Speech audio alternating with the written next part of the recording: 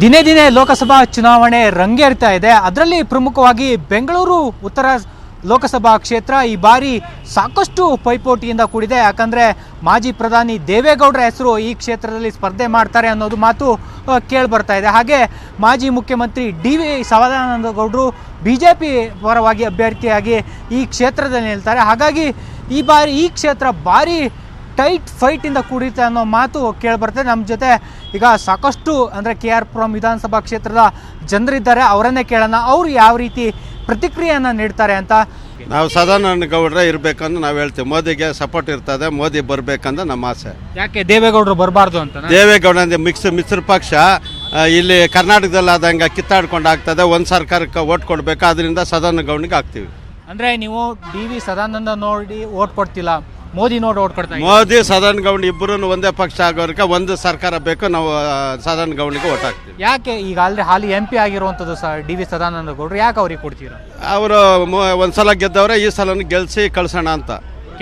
ಕೆಲಸ ಮಾಡಿದಾರ? ಕೆಲಸ MP ಗಳು ಯಾರು ಕೆಲಸ ಮಾಡಲ್ಲ. MP ಗಳು ಬಂದ್ರೆ ಗೆದ್ಕೊಂಡು ಹೋದ್ರೆ ಯಾರು ಬರಲ್ಲ. ಇಲ್ಲಿ ಮತ್ತೇನಕ್ಕೆ ಓಟ್ ಕೊಡ್ತಾ ಇದ್ರಿ? MP ಗಳು ಯಾರು ಕೆಲಸ ಮಾಡಲ್ಲ. ಇದೆ ಅಲ್ಲ ಎಲ್ಲ ಕ್ಷೇತ್ರದಲ್ಲಿ ಅಷ್ಟೇ. ಇಲ್ಲಿ ತನಕ ಯಾವುದೇ ದೇಶದಲ್ಲಿ ಅಭಿವೃದ್ಧಿ ಆಗಂತ ಕೆಲಸಗಳು ಮಾಡಲಿಲ್ಲ, ಮತ್ತೆ ದೇಶ ಒಡೆಯೋ ಕೆಲಸ ಮಾಡಿದ್ದಾರೆ. ಅದರಿಂದ ಈಗ ಇಲ್ಲಿ ಸದಾನಂದ ಗೌಡ ಮತ್ತು ನರೇಂದ್ರ ಮೋದಿ ತುಂಬ ಅಭಿವೃದ್ಧಿ ಕೆಲಸಗಳು ಮಾಡಿದ್ದಾರೆ. ಮತ್ತು ದೇವೇಗೌಡರ ಕುಟುಂಬದ ರಾಜಕಾರಣದಿಂದ ಬೇಸತ್ತ ಜನ ಸದಾನಂದ ಗೌಡರಿಗೆ ವೋಟ್ ಮಾಡ್ತಾರೆ.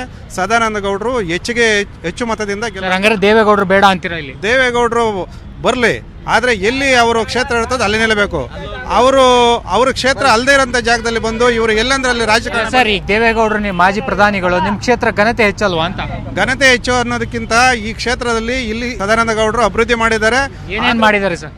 ರಸ್ತೆಗಳಿರ್ಬೋದು, ಆಮೇಲೆ ಬಸ್ಸು ನಿಲ್ದಾಣಗಳಿರ್ಬೋದು, ಮತ್ತೆ ಅಂಡರ್ ಪಾಸ್ಗಳಿರ್ಬೋದು, ಮತ್ತೆ ಫ್ಲೈಓವರ್ಗಳಿರ್ಬೋದು, ಎಲ್ಲ MP. ಏನು ಸರ್ ನಿಮ್ಮ ಅಭಿಪ್ರಾಯ? ಏನು ಸರ್? ನಮ್ಮ ಅಭಿಪ್ರಾಯ ಸದಾನಂದ ಗೌಡರಿಗೆ ಗೆಲ್ಲಬೇಕು. ಮೋದಿ ಸರ್ಕಾರ ಆಡಳಿತದಲ್ಲಿರ್ಬೇಕು, ಕೇಂದ್ರದಲ್ಲಿ ಆಡಳಿತದಲ್ಲಿರಬೇಕು. ಘಟಬಂಧನ ನಮಗೆ ಬೇಕಾಗಿಲ್ಲ.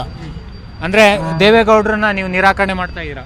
ಅವರು ಬಂದರೆ ಸ್ವಾಗತಿಸ್ತೀವಿ. ಕ್ಷೇತ್ರದಲ್ಲಿ ಸ್ಪರ್ಶೋದಕ್ಕೆ ಬೆಂಬಲ ನೀಡಲ್ಲ ನಾವು ಸದಾನಂದ ಗೌಡರಿಗೆ ಬೆಂಬಲ ನಿಲ್ತೀವಿ. ದೇವೇಗೌಡರು ಬಂದು ಈ ಕ್ಷೇತ್ರದಲ್ಲಿ ಸ್ಪರ್ಧೆ ಮಾಡಿದ್ರೆ, ಹೋದ್ ಸಾರಿ ನಮ್ಮ ಸದಾನಂದ ಗೌಡರು 2 ಲಕ್ಷ ಮತಗಳಿಂದ ಗೆದ್ದಿದ್ರು, ಈ ಸಾರಿ 4 ಲಕ್ಷ ಮತಗಳಿಂದ. ಏನು ಮಾಡಿದ್ದಾರೆ ಸರ್ ಸದಾನಂದ ಗೌಡರು? ಮಾಡಿಲ್ಲ ಅಂತ ಕೇಳಿ ಹೇಳ್ತೀವಿ.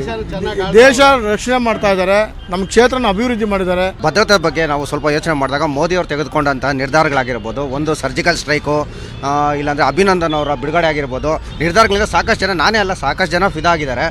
ದೇವೇಗೌಡರನ್ನ ಇಲ್ಲಿ ಸಂತೋಷ. ಆದರೆ ನಮ್ಮ ಇಲ್ಲಿ ಈ ಭಾಗದಲ್ಲಿ KR ಪುರಂ ಭಾಗದಲ್ಲಿ ಬೈತಿ ಬಸವರಾಜ್ ಅವರು ಶಾಸಕರಾಗಿದ್ದಾರೆ.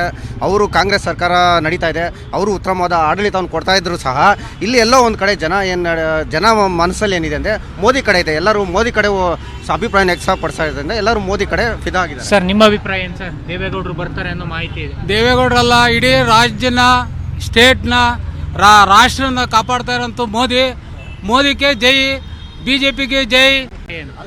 ನಮ್ಮ ದೇಶದ ಭದ್ರತೆ ದೃಷ್ಟಿಯಿಂದ ಮತ್ತು ದೇಶದ ಅಭಿವೃದ್ಧಿ ದೃಷ್ಟಿಯಿಂದ BJPಗೆ ಮತ ಹಾಕಬೇಕು. ಮೋದಿಯವರನ್ನ ಮತ್ತೊಮ್ಮೆ ಗೆಲ್ಲಿಸಬೇಕು. ಮತ್ತೊಮ್ಮೆ ಅಲ್ಲ, ಇನ್ನೂ 2 ಸಲ ಗೆಲ್ಲಿಸಿದ್ರು ಕೂಡ ನಮ್ಮ ದೇಶ ಪ್ರಪಂಚದಲ್ಲೇ ಅತ್ಯುತ್ತಮವಾದ ಉತ್ತಮ ಸ್ಥಾನಕ್ಕೆ ಹೋಗೋದಕ್ಕೆ ಮೋದಿಜಿಯವರ ಮುಖ್ಯವಾದ ವ್ಯಕ್ತಿ ಮತ್ತು ಒಳ್ಳೆ ವ್ಯಕ್ತಿ ಅಂತ ನಾವು ಅಭಿಪ್ರಾಯ. ಯಾಕಂದ್ರೆ ಅವ್ರ ಕೆಲಸ ಅವರೇ ಮಾಡ್ಕೊಳಕ್ ಆಗ್ತಾ ಇಲ್ಲ, ಇರ್ಕೊಳ್ಳೋಕೆ ಇಬ್ಬರು ಬೇಕು ಆ ಕಡೆ ಈ ಕಡೆ. ಹಂಗಾಗಿ ಅವರು ವಿದೇಶಗಳನ್ನ ಪ್ರಪಂಚನ ಸುತ್ತಕ್ಕೂ ಆಗೋದಿಲ್ಲ.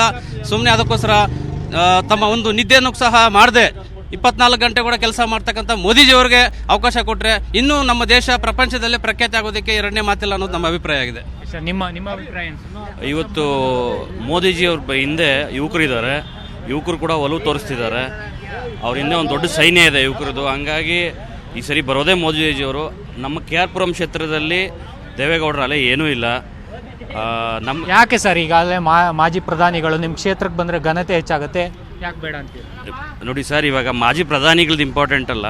ಇವತ್ತಿನ ದಿನ ಮೋದಿಜಿಯವರು ಯುವಕರಿಗೆ ಮತ್ತು ನಮ್ಮ ಸೈನಿಕರಿಗೆ, ಆಮೇಲೆ ನಮ್ಮ ದೇಶಕ್ಕೋಸ್ಕರ ಅವ್ರ ಕೊಡುಗೆ ಏನಿದೆ ಅಂತ ಎಲ್ರಿಗೂ ಅರ್ಥ ಆಗಿದೆ. ಯಾರೂ ಮತ್ತೆ ಯಾರು ಅರ್ಥ ಮಾಡಿಸೋದು ಬೇಕಾಗಿಲ್ಲ, ಎಲ್ಲರ ಮನಸ್ಸಲ್ಲೂ ಇದ್ದೇ ಇದೆ. ಹಂಗಾಗಿ ಯುವಕರು ಅವ್ರ ಹಿಂದೆ ಇದ್ದಾರೆ, ಸೈನಿಕರು ಅವ್ರ ಹಿಂದೆ ಇದ್ದಾರೆ, ಪ್ರಜೆಗಳವ್ರ ಹಿಂದೆ ಇದ್ದಾರೆ. ಅವ್ರು ಗೆಲ್ಲೋದೇ BJP ಅವರು.